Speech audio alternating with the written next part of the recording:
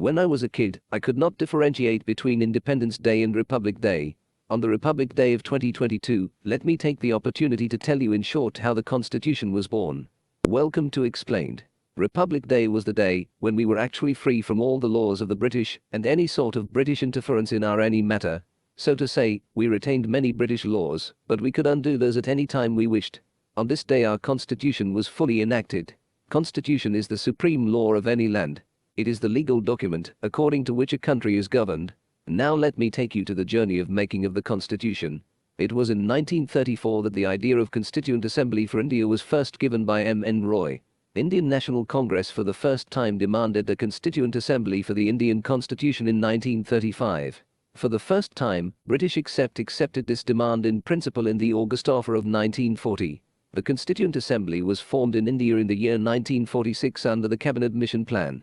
As per this, the total strength of Constituent Assembly was 389, of which 296 seats were given to British India and 93 to the princely states.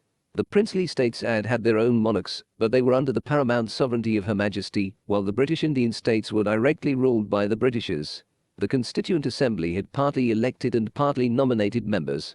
Nominated members came from the direct nomination of the princes, and elected members from provincial assemblies of British Indian states.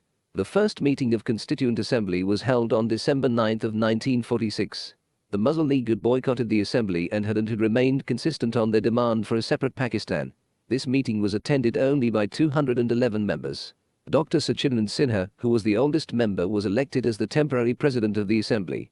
Later Dr. Rajendra Prasad was elected as the president of the assembly, and H.C. Mukherjee and V.T. Krishnamachari were elected as the vice presidents. On December 1946, Pandit Nehru moved the historical objective resolution in the assembly. It laid down the philosophy of the constitution, and much of it is adopted in the preamble of our constitution. Gradually representatives of princely states joined the Constituent Assembly. After the Mountbatten Plan for the partition was accepted, representatives of most of other princely states also joined it. Now most of us know that the Constituent Assembly was for making of the Constitution, but are you aware that the Constituent Assembly also performed to make the ordinary laws? The Constituent Assembly had appointed a number of committees to deal with different tasks. 8 of them were major committees and rest were minor committees. For example, Union Power Committee, Union Constitution Committee, these were the major committees, and Finance and Staff Committee, Order of Business Committee, House were minor committees. Of all the committees, the Drafting Committee, chaired by Dr. B.R. Ambedkar, was the most important committee.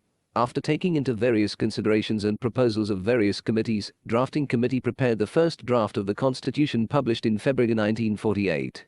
Dr. Ambedkar introduced the final draft on November 4 of 1948. Making of the Constitution was a humongous task, as after the second reading, 7563 amendments were proposed, and out of which 2473 were discussed in the Assembly. Finally, after the third reading of Constitution on November 26 of 1949, it was passed. It received the signatures of all the members and President. Out of 299 members of the Assembly, only 284 were actually present on that date and signed the Constitution. And so, November 26 is celebrated as the Constitution Day in India. The Constitution, which was adopted on this date, had 395 articles and 8 schedules. The preamble, which has this date, was enacted after the entire Constitution was already enacted. Some provisions of this Constitution, like citizenship, elections, provisional parliament and some others, came into force on November 26 itself, while the remaining in the major provisions of the Constitution force on January 26, 1950, which is celebrated as Republic Day in India. But why this date was chosen? When the Constitution was ready on 26 November, then why wait for 26 January? It was because this date has a historical importance. On this day in 1930, in the Lahore session of Congress in December 1929, it was decided that 26 January will be celebrated as Swaraj Day.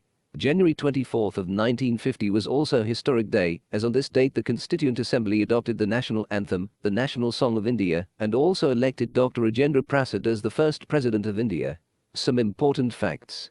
Elephant was adopted as the symbol of Constituent Assembly. The original Constitution was handwritten by Prem Bihari Narain Razada. He was the calligrapher of the Indian Constitution. The original version was decorated by artists from Shanti Niketan, including Nandalal Bose and Ram Manohar Sinha. Ram Manohar Sinha beautified the original preamble. The Hindi version was calligraphed by Vasant Krishan Vaidya, decorated by Nandalal Bose.